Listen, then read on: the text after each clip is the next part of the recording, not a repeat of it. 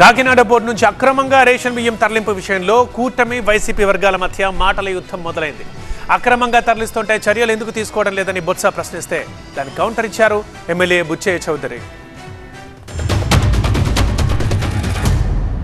ఇంతకుముందు మా బండ్ల గణేష్ ఉండేవాడు ఒక సినిమా తీసి ఏది మన గబ్బర్ సింగ్ 1 గబ్బర్ సింగ్ 2 అని, ఇప్పుడు 3 నాకు అది జ్ఞాపకం వచ్చింది. ఎందుకని చెప్తున్నానంటే ఏదైనా ఒక కార్యక్రమాన్ని చేస్తున్నప్పుడు ఒక నిర్దిష్టమైన ఆలోచన ఉండాలి.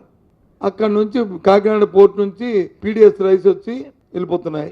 ఓకే, తప్పది, చట్టవిరుద్ధం, దాన్ని ఎవరు ఉపేక్షించకూడదు, దాన్ని ఎవరు కూడా సమర్థించకూడదు.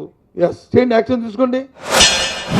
వైఎస్ఆర్ పార్టీ ప్రభుత్వంలో రేషన్ బియ్యాన్ని అడ్డు పెట్టుకుని విదేశాలకు తరలించి వేల కోట్లు దోచేశారు. అది కొనసాగడం తప్పు అనేది పవన్ కళ్యాణ్ గారి ఉద్దేశం. ప్రజలకు అందాల్సిన బియ్యం ఆ ప్రభుత్వంలో ఏం చేశారు?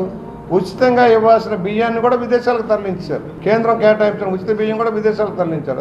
యాక్షన్ తీసుకోవాలి. ఎస్, అధికారుల్లో అలసత్వం వేడాల్సిన అవసరం ఉంది.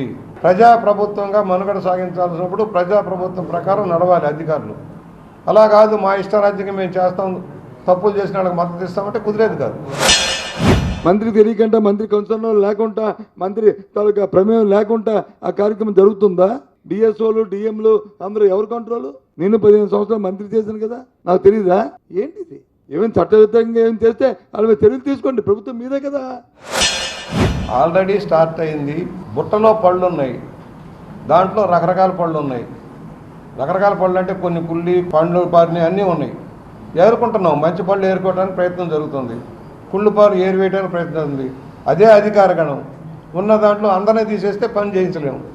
ఉన్నంతలో కొంత మార్పు చేయడం కోసం ప్రయత్నం జరుగుతూ ఉంది.